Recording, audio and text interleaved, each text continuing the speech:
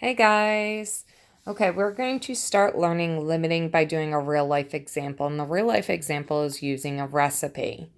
Okay, this is very similar to when we did the hotel example for electron configurations. There's just some topics where if you have a real life example that you completely understand, it's really easy to go back to and be able to use that same concept, the same stuff that you did, and apply it.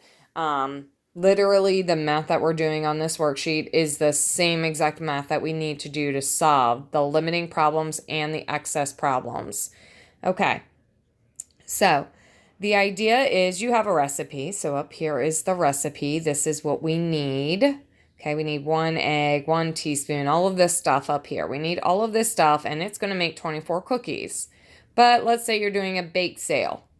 Okay, you're doing the bake sale, and so therefore you need to make the most amount of cookies as possible. So you go to your refrigerator, you go to your pantry, and you find out exactly how many eggs do you have, because you need eggs. How much vanilla extract do you have? So you set this whole thing up. Well, now we need to figure out, well, if I have 1 dozen eggs, how many cookies can I actually make? And the setup on here, this is an old one. The setup on here is wrong. So I'm going to go over here to my computer. Okay, so, well, a dozen is 12. So if I have 12 eggs and my one recipe, which is up here at the top, my one recipe calls for just 1 egg. So there's my conversion factor. One recipe is 1 egg. If I were doing this for sugar, one recipe is half a cup of sugar. Okay, so notice egg goes on the bottom so it can cancel out. 12 times 1 divided by 1 obviously gives you 12. So I can make 12 times the amount of cookies in this recipe, because I can literally make this recipe 12 times.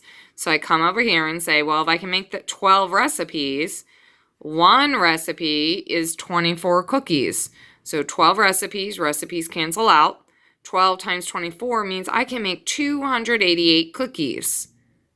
But I can really only make 288 cookies if all these other things can also make 288 cookies. So I got to keep going. I got to do this for every single one of my ingredients. Once you are done doing all of the math, you'll then be able to answer these questions at the bottom.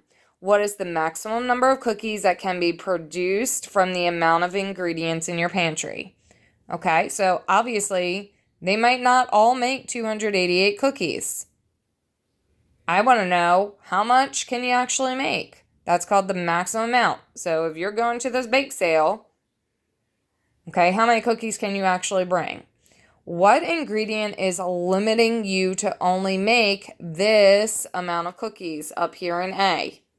So whose fault is it that you can really only bring this number of cookies in A to the bake sale or to the birthday party or to school? Okay, and then C says, what ingredients are excess or left over after making the cookies? Okay, so you might have some extra eggs that you're not going to use and you're going to put back away. They're called excess. Okay, they're left over. Okay. So go ahead and press pause on the video, do all of your math, answer the questions, okay? And then I'll show you the answers and give you some basic vocabulary words that you need. So pause right now. Pause, pause, pause, pause, pause. Hey guys, welcome back. Okay, hopefully these were the answers you got for your math, okay?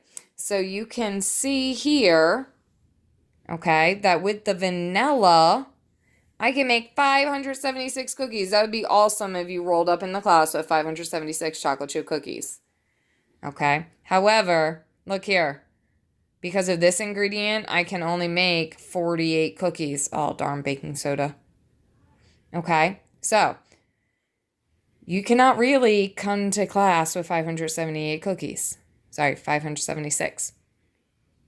Okay, they would taste really weird because the only thing they would have in them is, well, vanilla extract, because that's the only thing that can make that number of cookies.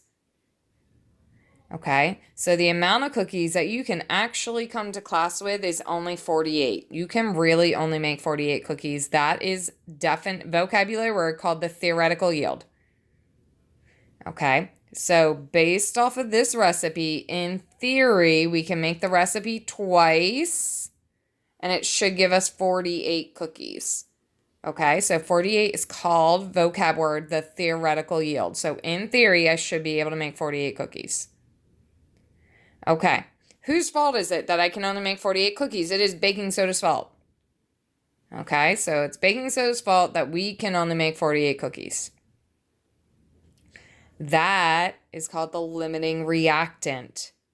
The reactant, the ingredient, the starting stuff that holds us back is called the limiting reactant. It is baking soda's fault that I can only make 48 cookies. Okay, if I had more baking soda, the next number I could pop to would be 96 cookies. Oh, I lied, 72 cookies.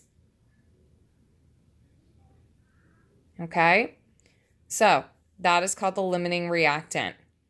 All right, well, everything else, look at everything else on here, going down to question number, letter C. Everything else on here can make a lot more than 48 cookies.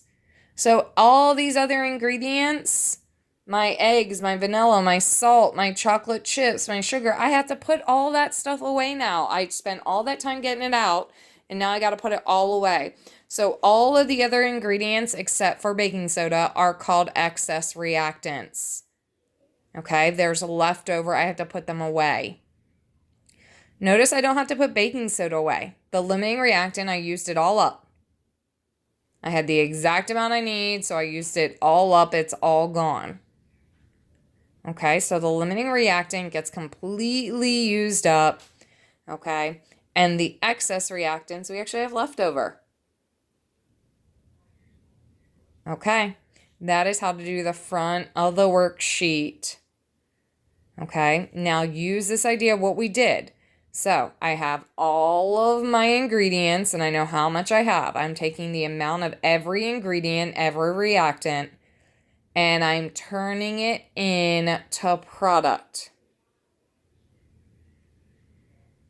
Okay, so that's what you're going to be doing today. You're going to take, okay, I have this reactant. You're not going to have a whole list. You'll have 2, maybe 3 at the most. Okay, so I have these reactants and I want to know how many cookies I can make. So that I can figure out what's my theoretical yield. In theory, how many cookies can I make? Or product, water, whatever we're making. How much baking soda can I make? Goodness. What is the limiting reactant? I don't want to make baking soda. What is the limiting reactant in that problem? And then what are the excess? We're not learning how to calculate excess today. We'll learn that tomorrow. All right, I hope the idea of this and what it means to be limiting is going to be very helpful in what you're doing in chemistry today.